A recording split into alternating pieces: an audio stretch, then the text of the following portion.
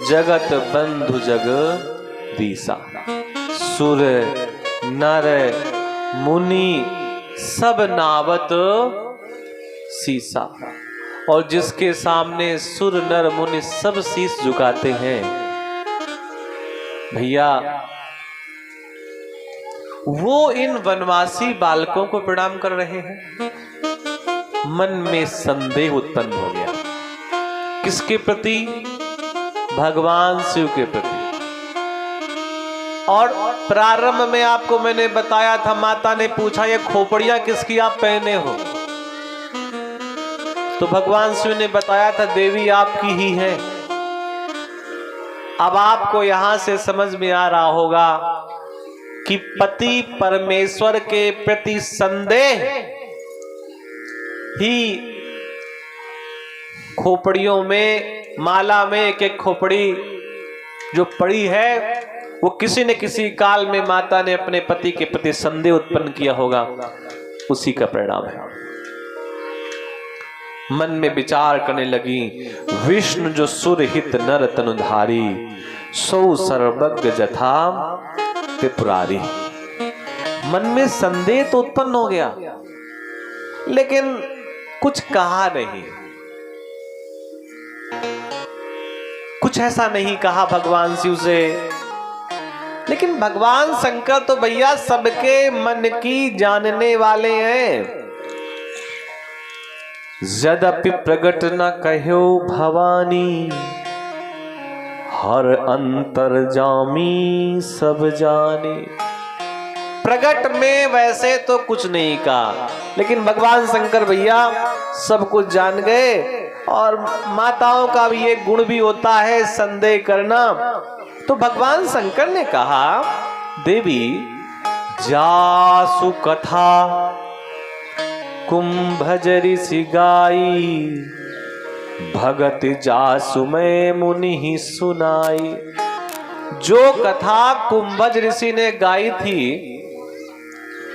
और जिनकी भक्ति मैंने कुंभज ऋषि को दी है, वो देवता यही है, वो यही राम है। जिनकी कथा हम लोग सुन करके आए हैं, वो यही राम है। देवी प्रणाम करो, ये मेरे इष्ट देव हैं। सोई मम इष्ट देव रघुबीरा। देवी तुम कई बार पूछती हो ना, आंख बंद करके किसका ध्यान करते हो, आंख बंद करके किसका चिंतन करते हो, आंख बंद करके किसके बारे में विचार करते हो। मैं जब भी समाधि में जाता हूं, मैं इन्हीं का विचार करता हूं। ये वही है। लेकिन भैया संदेह बड़ा खतरनाक टाइप का होता है। एक गांव में एक थे, बड़े कंजूस प्रवृत्ति के आदमी थे, बड़े कंजूस। और लोगों ने उनका नाम रख दिया दानी दानचंद। अच्छा, कई बार ऐसा लोग होता ही, लोग नाम व्यक्ति का रख देते हैं व्यक्ति के कार्य के स्वरूप के विपरीत। था बहुत कंजूस, और नाम क्या था? दानी दानचंद। तो यही कुंभ का महीना चल रहा था, तो पत्नी ने कहा, पता नहीं किस किस देश के लोग आकर के कुंभ में स्नान कर रहे हैं, गंगा जी बगल में है, अगर कुंभ नहीं जा सकते तो गंगा जी चले जाओ, अरे कहीं तो स्नान कराओ।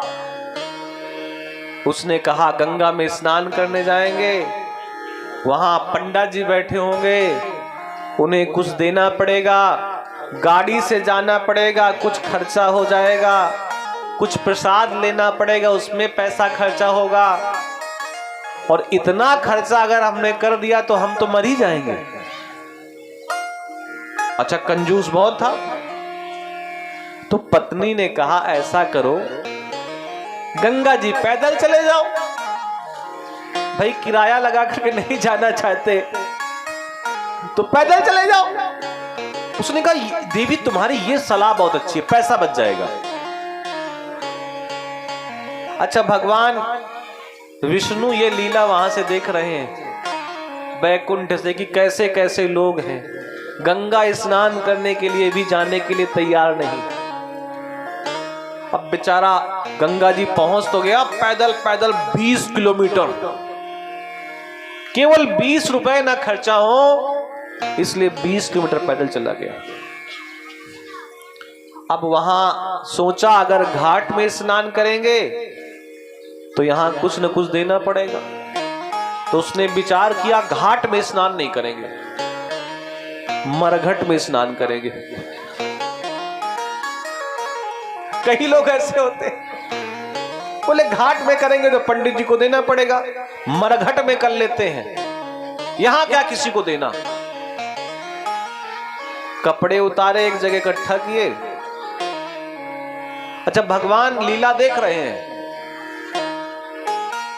और जैसे ही इसने गंगा जी में प्रवेश किया और डुबकी लगाई, और जैसे ही डुबकी लगा करके बाहर निकला, कौतुकी भगवान वहीं प्रकट हो गए बाबा जी के रूप में, पंडा जी के रूप में। और जैसे उसने डुबकी बाहर लगाने के बाद बाहर निकला, खोपड़ी ऐसे बाहर की, तो भगवान ने कहा यजमान की जय हो।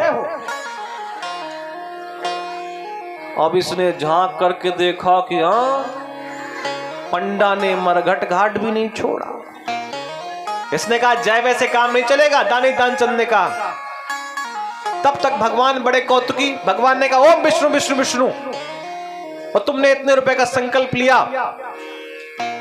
इसने कहा हमारे पास कोई पैसा वैसा नहीं है, हम खाली हाथ आए हैं, संकल्प कैसे लें? अरे बोले कुछ तो होगा, 4 आना 8 आना। अरे बोले कुछ नहीं है। तो भगवान ने कहा अब स्नान करने आए हो, संकल्प तो लेना ही पड़ेगा। बोले जब कुछ है ही नहीं तो काहे का संकल्प ले? तो भगवान ने कहा ऐसा करो, उधार संकल्प ले लो।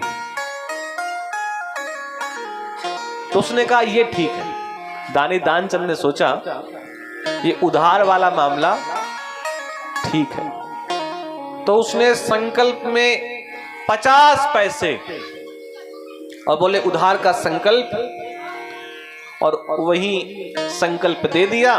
भगवान ने कहा पैसे कब दोगे? बोले घर आ जाना, वही ले लेना। अब बताओ अठन्नी लेने कोई घर जाए? भगवान ने कहा पता तो बता दो। तो इतना कंजूस था कि सही पता बताया ही नहीं, गलत पता बता दिया। अपने घर का पता बताया ही नहीं, कहीं सही में घर में ना जाए। अब दानी दानचंद्र घर वापस आए और जैसे ही घर के अंदर पहुंचे, पत्नी ने एक गिलास शीतल जल पिलाया कि मेरा पति गंगा स्नान करके आया है, बड़ा पुण्य कमा के आया है।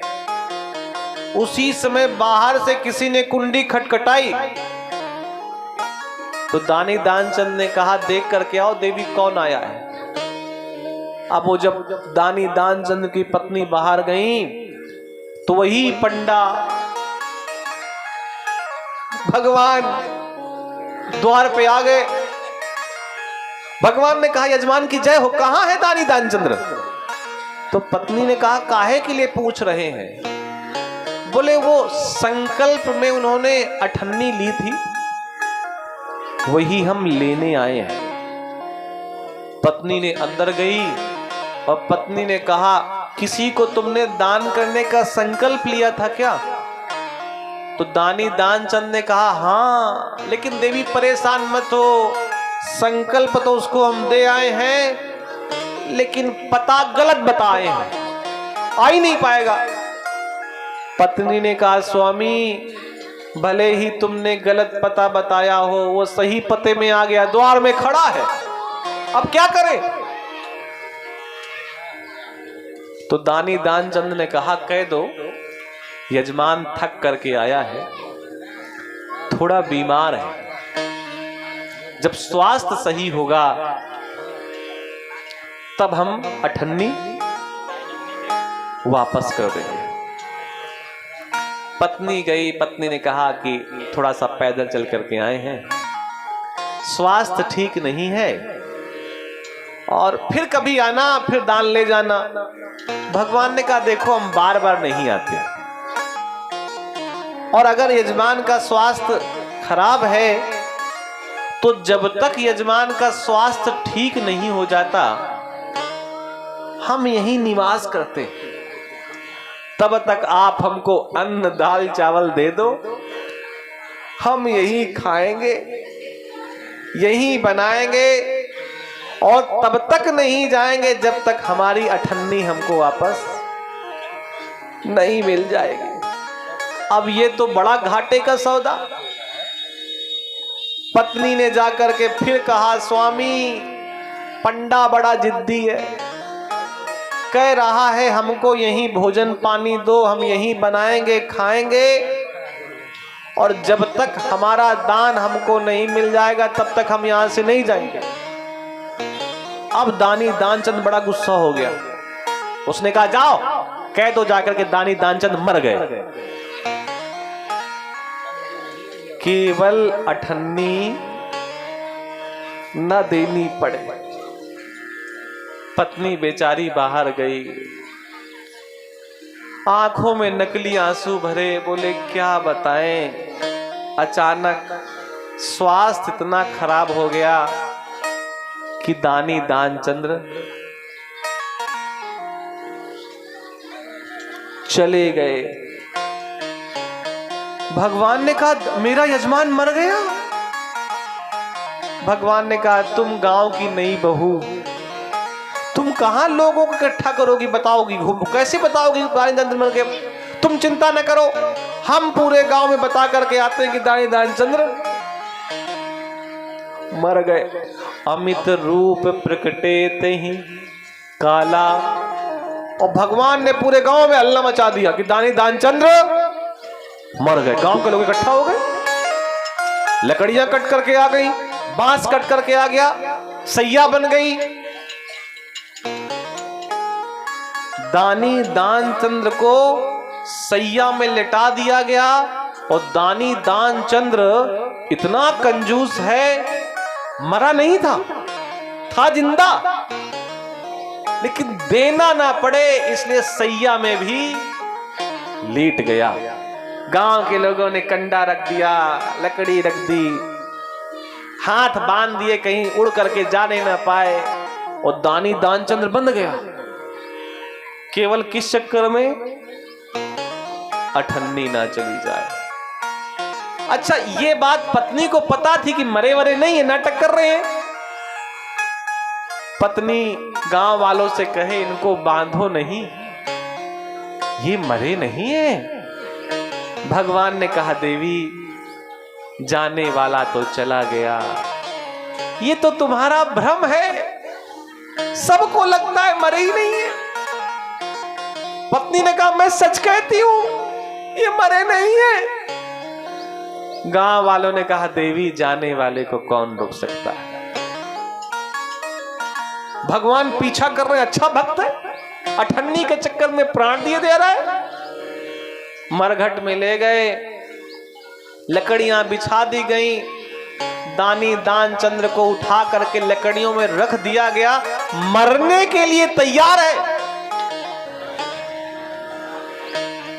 लेकिन जेब से अठन्नी ना जाए। भगवान ने सोचा बेफालतू मर जाएगा, हत्या हम में लगेगी कि गंगा के स्नान के बाद मर गया। तो भगवान ने लोगों से कहा कि हम इसके कान में कुछ कहना चाहते, मंत्र पढ़ना चाहते हैं। भगवान कान में पहुंचे, कान के पास पहुंचे और कान में धीरे से कहा आया हूं बैकुंठ से। कहां से आया हूं? बैकुंठ से। तुम हित नाता जोड़, तुमसे नाता जोड़ने के लिए कहां से आया हूं? बैकुंठ से। अच्छा भगवान की वाणी बड़ी प्रिय, तो इसको लगा सच में भगवान आ गए। तो इसने आंख खोली तो वही पंडा जैसे ही आंख खोली तो वही पंडा, फिर आंख बंद कर ली। भगवान ने कान में धीरे से कहा कि भैया तुम जीते हम हारे, अब ये बताओ उठ के कैसे बैठोगे? बताओ तो अब उठ के कैसे होगे, जिंदा कैसे होगे? तो दानी दानचंद्र ने कहा हमारे, और भगवान ने कहा कुछ हमसे मांग लो, हम तुमसे बहुत प्रसन्न हैं, अब तुमसे हम कुछ लेना नहीं चाहते, हम ही से कुछ मांग लो। दानी दानचंद्र ने कहा अगर इतना देना चाहते हो तो जो 98 वाला संकल्प था उसी को भूल जाओ, उसी को छोड़ दो। भैया बड़ी स्थितियां खराब हैं। जासु कथा कुंभज ऋषि गाई, भगत जासु मैं मुनि ही सुनाई। जो कथा कुंभज ऋषि ने गाई, जिसकी भक्ति मैंने उनको दी है वही है, देवी प्रणाम करो। लेकिन संशय इतना ज्यादा चिपका हुआ है मन में कि अपने पति की बात सुनने के लिए तैयार नहीं है। भगवान शिव बार बार कह रहे हैं देवी प्रणाम करो, लेकिन माता सती प्रणाम करने के लिए तैयार नहीं है। तो भगवान शिव ने कहा जो तुम्हारे मन अति संदेह हो, देवी अगर तुम्हारे मन में संदेह है तो किन जाई परीक्षा ले हो। अगर तुम्हारे मन में संदेह है तो जाओ परीक्षा ले लो जा करके। बहुत सावधान रहना, यहां पर परमात्मा की परीक्षा नहीं ली जाती। राम कथा में 4 लोग हैं जिनके नाम का पहला अक्षर एक जैसा है। 4 में 2 का कल्याण हुआ और 2 को अपना शरीर, एक को त्यागना पड़ा और एक को अपना मान सम्मान नष्ट करवाना पड़ा। 4 है कौन? माता सती, पहला अक्षर सा। माता सीता, पहला अक्षर सा। माता सबरी, पहला अक्षर सा। और अब जिनका नाम लेंगे वो माता नहीं है, वो माता नहीं है। एक माता सुरसा भी है और एक है जो माता नहीं है, वो बहन है। माता न कहना उन्हें। सूप नखा रावण के बहिनी, राजा की बहन है भाई सूप नखा। सूप नखारा 4 हैं और 4 में से 2 का कल्याण हो गया, 2 निपट गई। माता सीता ने स्वयंवर से पहले पुष्प वाटिका में प्रभु राम को देख करके राम को पाने की इच्छा जागृत की। क्या की इच्छा? और परमात्मा को प्राप्त करने की इच्छा की जाती है। और जो व्यक्ति परमात्मा को प्राप्त करने की इच्छा जागृत करता है उसे परमात्मा मिलता है। माता सीता को राम मिले। दूसरी कौन है?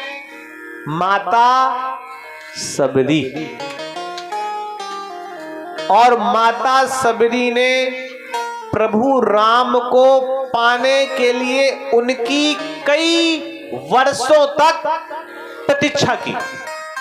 क्या की? प्रतीक्षा। और माता सबरी की भी इच्छा पूरी हुई।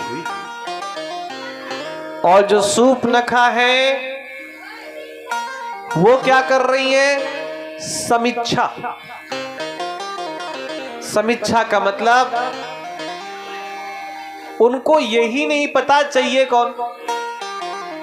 सूपनखा जब पहुंची प्रभु राम के पास तो प्रभु राम को देख करके कह रही है, तुम सम पुरुष ना, तुम्हारे जैसा पुरुष संसार में नहीं है। तो ब्रह्मा जी बड़े खुश हुए। ब्रह्मा जी इस बात से खुश हुए,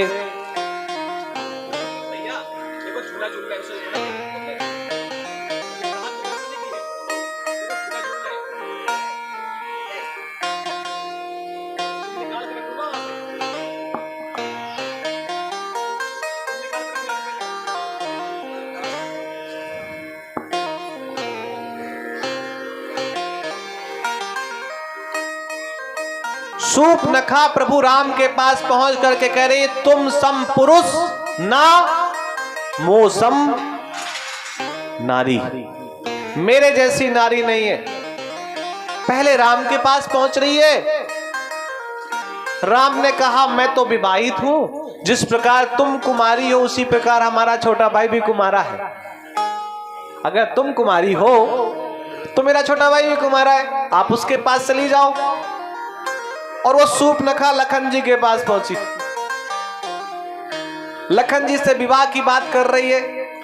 लखन जी कह रहे हैं, देवी मैं तो स्वामी का दास हूं और हमसे विवाह करोगी तो दासी बनोगी। प्रभु समर्थ कौशलपुर राजा, प्रभु समर्थवान है, सामर्थवान है और कौशलपुर के क्या है, वो राजा है। उनके पास जाओगी तो रानी कहलाओगी। अब तुम्हें रानी बनना है या दासी बनना है, तुम पसंद करो। तो कौन दासी बनना चाहेगा? तो फिर राम के पास गई। फिर मन में विचार आया, लगता है सीता के कारण विवाह नहीं हो रहा है। तो सीता को, माता सीता को क्षति पहुंचाने का प्रयास कर रही है। राम जी का अनुशासन मिला और लखन जी ने उसकी नाक और कान काट दिए। समीक्षा कर रही है, कौन बड़ा कौन छोटा, कौन श्रेष्ठ कौन कमजोर। और परमात्मा की समीक्षा नहीं की जाती। समीक्षा का मतलब यह नहीं है कि इन वाले देवता से हमारा काम नहीं बना तो उन वाले देवता का काम, उनका नाम लेना शुरू कर दे। शंकर जी से हमारा कार्य नहीं बन रहा तो हम राम जी के दरबार में जाना शुरू कर दें। गौरा बाबा हमारी बात नहीं सुन रहे तो कामतानाथ जी जाना शुरू कर दें। ना, आप जहां जा रहे हैं बस वहीं जाते रहिए। आपकी गली में जो देवता बैठा है, सच मानिए, अगर वहां भी आप रोज प्रणाम कर रहे हैं, रोज जल चढ़ा रहे हैं, तो वो गली का देवता भी आपका सभी प्रकार से कल्याण करेगा। और ये मैं पूरे विश्वास के साथ कह रहा हूं। और विश्वास आपको करना पड़ेगा।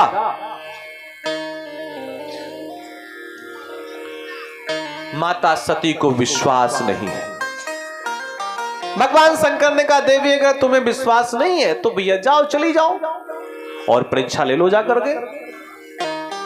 तो भगवान शिव ने कहा, तब लगी बैठ आहू बट छाही, जब लगे तुम ऐ हो मुहि पाही। मैं यहां बट वृक्ष के नीचे बैठा हूं छाया में और मैं तुम्हारा इंतजार कर रहा हूं, तब तक तुम जा करके परीक्षा ले आओ। चली सती शिव आय सुपाई, करहि विचार करो का भाई। मन में विचार करने लगी कि मुझे क्या करना चाहिए, क्योंकि परीक्षा लेने के लिए जिसकी आप परीक्षा ले रहे हैं उससे बड़ा बनना पड़ेगा, उससे श्रेष्ठ बनना पड़ेगा, तभी तो आप परीक्षा ले पाएंगे। इहां शंभु अस मन अनुमाना, भगवान शिव मन में विचार कर रहे हैं। दक्ष सुता कहूं नहीं कल्याणा,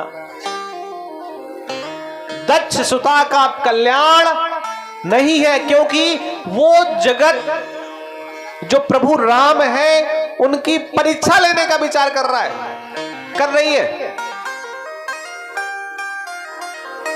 यही चित्रकूट की घटना है। प्रभु राम ऊंचे आसन में बैठे थे और माता सीता जमीन में बैठी थी। जैसे कोई किसी माँ की बेटी 10 साल की हो जाए तो माँ ऊंचे आसन पर बैठ जाती है, बेटी को या तो अपनी गोद में बैठा लेती है या सामने बैठा लेती है। और कहीं संडे का दिन मिल जाए तो माता फिर कटोरी भर के तेल लाती है, सरसों का कंघा लेकर के आती, पूरा कटोरी भर तेल बालों में उड़ेल देती है और फिर ये मालिश वो मालिश, इधर कंघा उधर कंघा, 4 चोटी बना देती है माता। देखो कुछ बेटियां बैठी हैं 2-2 चोटी बनाए हुए। तो प्रभु राम के भी मन में बड़ा सुंदर विचार आया, मैं क्या करूं।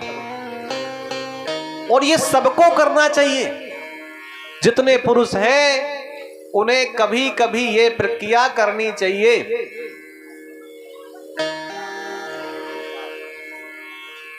प्रभु राम वहीं चित्रकूट से, वहीं जहां पर बढ़िया बढ़िया बसंत का मौसम था, फूल लेकर के आए, सुंदर सुंदर फूल। और सीता माता से कहा, देवी आज बैठ जाओ, आज तुम्हारा श्रृंगार मैं करूंगा। और माता सीता का श्रृंगार प्रभु राम करने लगे, उनके बालों को ठीक करने लगे और बालों में सुंदर सुंदर फूल लगाने लगे। और इसी समय देवराज इंद्र का बेटा जयंत इस घटना को देख रहा है, घटना को देख रहा है कि ये राम है, यही विष्णु है, बताओ पत्नी के बालों में फूल लगा रहे हैं। तो मन में विचार आया, परीक्षा लेते हैं कि ये सच्चे में विष्णु ही है या कोई और है। आप कल्पना करिए, देवताओं के राजा इंद्र के बेटे जयंत ने प्रभु की परीक्षा लेने का मन में विचार किया तो देवपुत्र से कौवा बन गया। देवपुत्र से क्या बन गया? कौवा। आप किसी श्रेष्ठ पुरुष की परीक्षा लेने का मन में विचार लेते हैं, आप निश्चित मानिए उसी समय आप बहुत छोटे हो जाएंगे। कौवा बन गया, देवताओं का पुत्र क्या बन गया? कौवा। और वो जयंत काग जाकर के, कौवा जाकर के माता सीता के पैरों में उसने ऐसे चोंच मारी और उड़ गया। भगवान ने वहीं पर एक सीख पड़ी हुई थी, मंत्रों के माध्यम से उसे अपने धनुष में संधान किया और वो सीख पीछे पीछे चली गई। जयंत को लगा ये क्या कर लेगी, तो अपने पिता के पास गया, पिताजी बचाओ, ये तीर आ रहा है। किसने मारा है? राम ने। पिताजी ने कहा तत्काल स्वर्ग से चले जाओ, क्योंकि अगर मैंने शरण दी रामद्रोही को तो स्वर्ग नष्ट हो जाएगा। पिता ने भगा दिया। अच्छा, बड़े लोगों के बच्चों के मित्र बड़े बड़े होते हैं, ब्रह्मा जी के पास चले गए, शायद ये कुछ कर दे। ब्रह्मा जी ने कहा किसका अपराध किया है, पूरी बात बताई, चित्रकूट में प्रभु राम का अपराध किया। ब्रह्मा ने कहा तत्काल ब्रह्मलोक को छोड़ दो, मैं राम से बैर नहीं कर सकता। उसको ऐसा लगा शिव समान दाता नहीं, विपद विदारण हार शिव के पास पहुंचा। भगवान शिव ने भी कहा अगर किसी और का अपराध करके आए होते, अगर नारायण का अपराध करके आए होते तो मैं बचाने की क्षमता रखता था, लेकिन तुमने माता का अपराध किया है, तत्काल कैलाश से निकल जाओ। रास्ते में नारद जी मिल गए। नारद जी ने कहा भैया कहां भगे भगे जा रहे हो? ये रुक नहीं रहा था। नारद जी ने कहा खड़े तो हो। बोले खड़े हो जाएंगे तो तीर हमें प्राण ले लेगा हमारे। नारद ने कहा खड़े हो जाओ, तीर प्राण नहीं लेगा। बोले ले लेगा। तो नारद ने कहा ये बताओ, जब भगवान शंकर के यहां गए थे तो कुछ देर के लिए खड़े हुए थे कि नहीं हुए थे? बोले हाँ। बोले तब तीर क्या कर रहा था? बोले तीर भी रुक गया था। जब ब्रह्मा के पास गए और हाथ जोड़ करके ब्रह्मा को प्रणाम कर रहे थे, तब तीर क्या कर रहा था? रुक गया था। बोले रुक जाओ, अगर इसको प्राण लेना होता तो तुम ब्रह्म लोक नहीं जा पाते, शिव लोक नहीं जा पाते, स्वर्ग लोक नहीं जा पाते, वहीं पर प्राण ले लेता। रुको, बताओ बात क्या है। जयंत ने पूरी बात बताई कि माता का अपराध किया है और किसी ने हमको शरण नहीं दी है। नारद जी ने कहा चाहे जहां चले जाओ शरण कोई नहीं देगा। तो जयंत ने कहा प्राण कैसे बचेंगे? बोले वहीं जाओ जहां से गलती की थी। बोले वहां चले गए तो प्राण ही ले लेंगे। अरे बोले मैं कह रहा हूं मेरी बात मानो, जाओ। और जयंत प्रभु के पास पहुंचा। प्रभु तो प्राण लेने वाले थे, लेकिन माता ने कहा अरे बच्चे हैं, बालक हैं, बेटे हैं, इनसे तो इस प्रकार के अपराध हो ही जाते हैं और प्रभु छोड़ दो। लेकिन तीर निकल चुका था तो भेद बुद्धि रखे हुए था राम जी और विष्णु जी में कि ये अलग है, ये अलग है। तो भेद बुद्धि दो आंखों से कर रहा था। तो उस कागा को भगवान ने एक नयन बना दिया, एक आंख उसकी फोड़ दी। जिस समय आप ईश्वर परमात्मा